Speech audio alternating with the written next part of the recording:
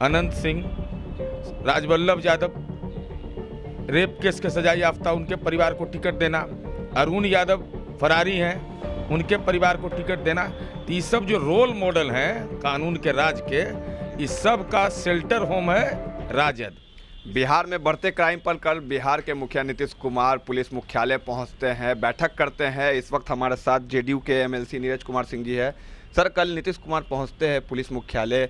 RJD आरोप लगा रही है कि बिहार में जो क्राइम है वो अनकंट्रोलेबल हो गया, सरकार इसको असफल पूरे तरीके से कंट्रोल करने में। सर्वप्रथम की नेशनल क्राइम ब्यूरो का आंकड़े हों अथवा स्टेट क्राइम ब्यूरो का आंकड़ा हो, आंकड़े इस बात के गवाह हैं कि देश के पैमाने पर प्रति लाख जनसंख्या, पुलिस बल की उपलब्धता और क्राइम के मामले में बिहार में लगातार निरंतर सुधार हो रहा है। व्यक्तिगत कारणों से अगर हिंसात्मक घटनाएं होती है, अनुमानित 69% भूमि विवाद के कारण होता है। अब स्वाभाविक रूप से जो भूमि का रिकॉर्ड अपडेट नहीं होना यह एक कारण था, और साथ ही साथ जो गांव में अमन चैन हुआ तो लोग गांव से बाहर चले गए थे, तो अपने अपने ज़मीन पर स्वामित्व खोजना यह स्वाभाविक मनुष्य की मनोवृत्ति है। तो 17 मानक पर पुलिस हमारी समीक्षा करती है, और एक भी ऐसा आपराधिक घटना नहीं है जिसमें यह कोई कहे कि इसमें पुलिस ने कार्रवाई नहीं की है। तो अब राष्ट्रीय जनता दल अगर ऐसे सवाल को खड़ा करता है तो उसकी पात्रता कम से कम राजद में नहीं है। अरे इसके लिए तो ट्रेनिंग सेंटर का जो प्रिंसिपल सब हैं वो तो सब राजद के अंदर हैं। भाई रितलाल यादव फ्रीडम फाइटर तो है नहीं, बहुत सारे मामले हैं।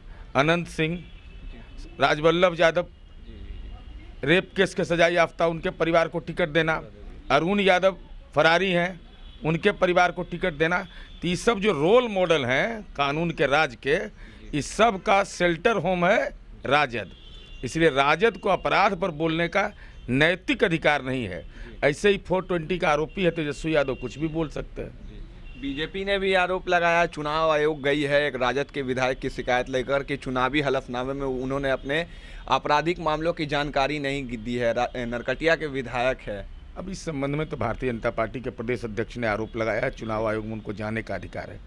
अरे वो तो नरकटियागंज के विधायक हैं, ये विपक्ष के नेता जो तेजस्वी यादव हैं और इनके भाई तेज प्रताप यादव हैं, तो दस्तावेज हमने दिखाया है ना कि तरुण यादव कौन है, ये जमीन किसके नाम से, हलफनामा में क्यों नहीं दिया। तो भाई स्वाभाविक है, इस संबंध में तो चुनाव आयोग का क्षेत्राधिकार है, उसके बाद न्यायपालिका का क्षेत्राधिकार है। लेकिन सवाल लोक सेवक की नीयत का जरूर है। अरे संपत्ति क्यों छिपाते हो, इस छिपाने का क्या औचित्य है। लेकिन अभी लोग ऐसा करते हैं तो उसके लिए संस्थाएं संज्ञान लेती हैं। कृषि बिल पर भी तेजस्वी यादव सरकार को घेर रहे, बिहार की कह रहे हैं कि मजदूरों को जो है भिखारी बना रही है सरकार। अब उनको लालू जी से पूछना चाहिए जाकर के कि 2006 में कृषि उत्पादन बाजार समिति खत्म किया गया, तो 2020 तक तबला बजा रहे थे क्या? मानी 14 साल वनवास काट रहे थे। अगर वो कृषि उत्पादन बाजार समिति के कानून से किसानों को परेशानी हो रही थी तो 2010 के विधानसभा चुनाव में जुबान क्यों नहीं खुला?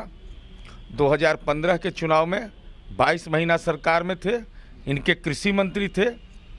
अरे किसानों पर बोलने की पात्रता तेजस्वी यादव आप में इसलिए नहीं है कि आप कृपा पूर्वक एक ही काम करिए, तब बिहार की जनता मानेगी कि जो नौकरी के नाम पर जो ज़मीन लिया गया किसान का, गरीब लोगों का, वो भी आपके नाम पर, वो कम से कम किसान को लौटा दीजिए। तब किसान की चिंता की बात करिए और किसान आंदोलन की बात करिएगा। खुद ज़मीन ले लिए, भाई आपके पिताजी ने लिया, नाबालिग थे आप, अब ज़मीन तो आपके नाम से है तो ट्रांसफ़र करिए उसके तुरंत। तो जब तक यह नहीं करेंगे तो ये राजनीति में छुड़छुड़ी पटाखा है, बोलते रहेंगे। चंदे की भी मांग की जा रही है राजद की तरफ से, उनके विधायकों से और कार्यकर्ताओं से। बेचारा बीपीएल की पार्टी है ना, 30 करोड़ का तो संपत्ति पूरा परिवार में है, घोषित संपत्ति है। राजद के किसी कार्यकर्ता बेचारा को तो नसीब नहीं हुआ होगा, 30 करोड़ घोषित है, बाकी तब इनकम टैक्स ईडी के दायरे में सब अलग है। अब इनको भी चंदा की जरूरत पड़ गया है। अरे तो दिखावा का चीज़ है, असल अंदर में दूसरा चीज़ का दान लेते हैं। ये बिना संपत्ति दान के और ये धन दान, तो बिना लक्ष्मी के लालू जी भी नहीं मुस्कुराए तो तेजस्वी की खुशी कहाँ से रहेगी। इसलिए स्वाभाविक है, राष्ट्रीय जनता दल के नेताओं से कहा गया कि पैसा दीजिए। अब उनका अंदरूनी मामला है, पार्टी चलाने के लिए पैसा, लेकिन लालू जी और उनका परिवार खुद सक्षम है। 6-7 पुश्त के लिए व्यवस्था हो चुका है। तब पार्टी चलाना तो क्या पुश्त में है, और इसके बाद तो मान लीजिए क्या होगा नहीं होगा कौन जानता है। साफ तौर से आप सुन रहे थे जेडीयू के एमएलसी नीरज कुमार सिंह जी को, जिनका साफ तौर पर कहना है कि बिहार में बढ़ते अपराध पर जो विपक्ष सवाल खड़े कर रहा है उसको लेकर उन्होंने जवाब दिया है कि मुख्यमंत्री साफ तौर से बैठक कर रहे हैं और बिहार में अपराध पर काफ़ी हद तक कंट्रोल लगाया गया है। राष्ट्रीय आंकड़े से के मुकाबले बिहार के आंकड़े जो है वो काफ़ी बेहतर है, और साथ ही साथ विपक्ष पर कड़े हमले करते हुए तेजस्वी यादव से जवाबदेही मांगी है कि जिस तरीके से राजद जो है पार्टी चलाने के लिए कार्यकर्ताओं से जो पैसों की डिमांड करते हैं, कहीं ना कहीं ये जो पारिवारिक पार्टी है बिहार के लिए ये सही नहीं है। बाकी के तमाम खबरों के लिए आप देखते रहे न्यूज़ भारतवर्ष।